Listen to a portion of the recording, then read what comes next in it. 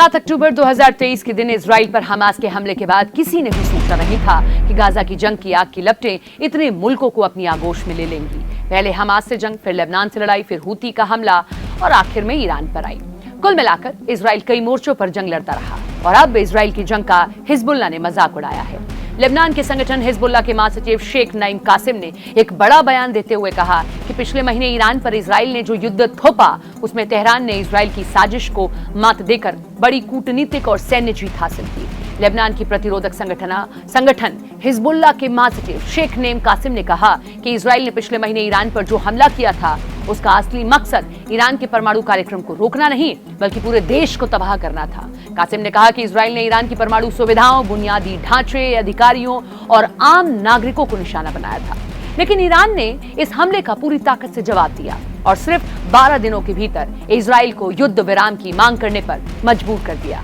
शेख कासिम ने कहा कि ईरान की परमाणु गतिविधियों को लेकर अंतर्राष्ट्रीय परमाणु ऊर्जा एजेंसी IAEA ने पहले ही साफ किया था कि वो शांतिपूर्ण है।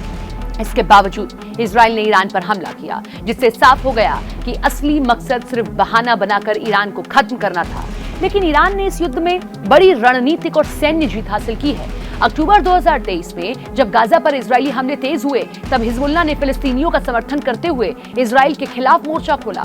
लेबनान के दक्षिणी इलाकों में इजरायली घुसपैठ को रोकने के लिए हिजबुल्लाह ने पूरी ताकत लगाई, उन्हें पीछे हटने पर मजबूर कर दिया। शेख कासिम ने यह भी याद दिलाया कि नवंबर 2023 में दोनों पक्षों के बीच एक संघर्ष विराम समझौता हुआ था, जिसमें इजराइल ने हिंसा बंद करने का वादा किया था, लेकिन इजराइल ने अब तक इस समझौते का लगभग 3800 बार उल्लंघन किया है। उन्होंने कहा कि इजराइल को यह समझौता लेबनान के पक्ष में लग रहा था, इसीलिए वो इसमें बदलाव करने की कोशिश कर रहा है और उस पर दबाव बना रहा है। शेख कासिम ने अमेरिका की भूमिका पर भी सवाल उठाए हैं। उन्होंने कहा कि अमेरिका इजराइल का सबसे बड़ा समर्थक है और अब वो एक नया समझौता लाना चाहता है, जिससे पहले कि सभी हिंसा और उल्लंघन को भुला दिया जाए। लेकिन इसका असली उद्देश्य हिजबुल्लाह को निहत्था करना, ताकि इजराइल को कोई खतरा न रह जाए।